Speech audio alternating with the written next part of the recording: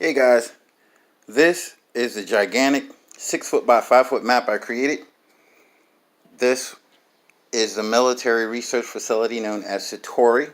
The scenario that I'm going to be playing will be known as Crisis on Satori. I'll get into it and introduce the factions involved in the game and some of the rules. First off, I will be using house rules, so certain things will not be played as they are in standard AvP.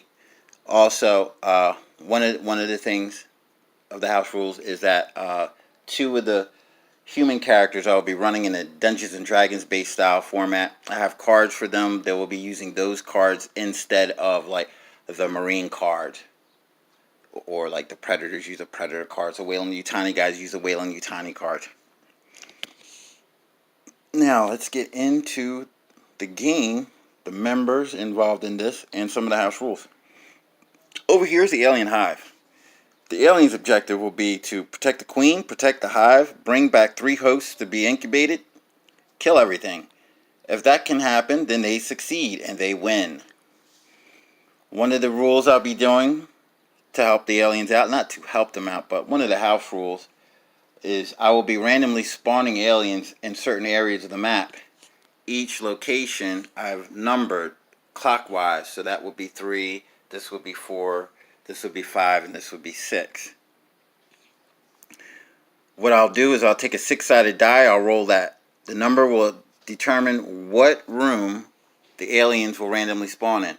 I will take a 4-sided die and roll that. That will determine how many aliens spawn at that location. Now over here we have X-Tech. We have their top operative, and she's being escorted by X-Tech security forces. It's really Wayland Yutani guys, but in this purpose they're going to serve as the X-Tech security forces.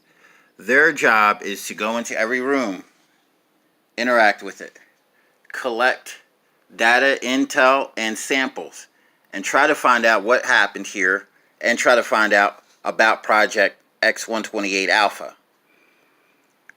What they need to do after finding out and collecting all of those things is to get this, and that's going to serve as a security keycard, and this over here is going to serve as a security keycard.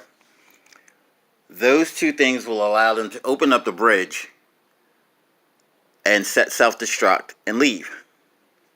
But before they do all of that, they have to collect those two things, come here, come into the power generator room, crawl through the conduit, use 2 action tokens to power up the generators, crawl back, power up the station, and then go into there.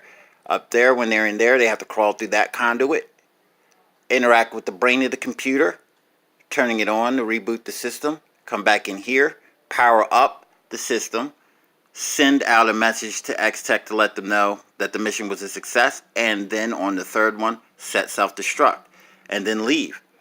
Now the X-Tech operative also has a side mission. As we were in here, you saw there's a person that's a VIP. She's the last surviving member of this military research installation, and she's failing miserably trying to power up the generators.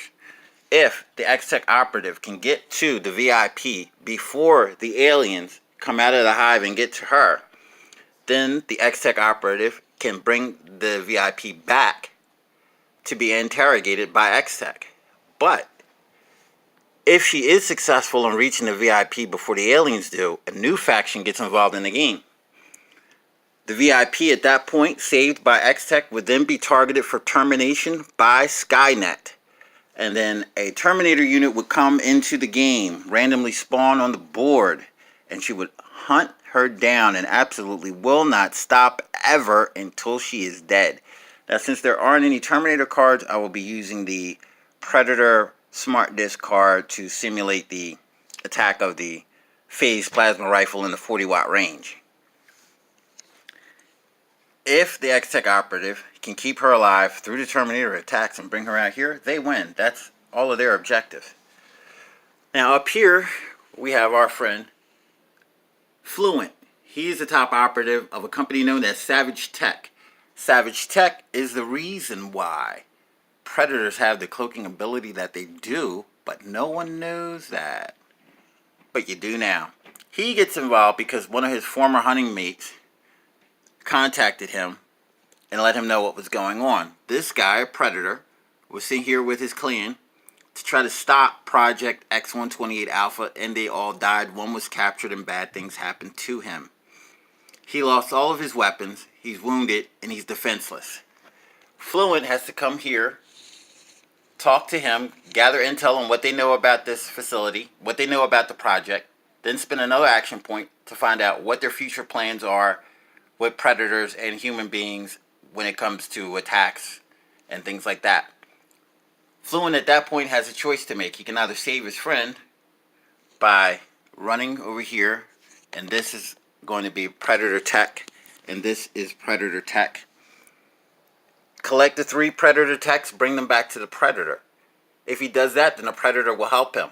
He will be fully equipped. Their role then will be to get 3 alien trophies, kill the alien queen in the hive, get her trophy, turn on the power station,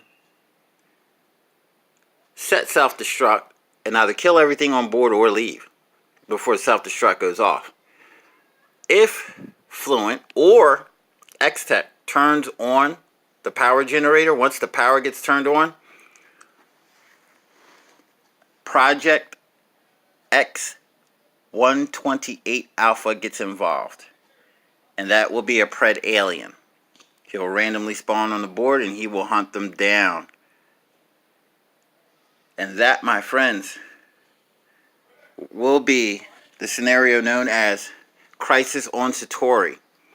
I'll be taking pictures because I can't play and hold a phone at the same time.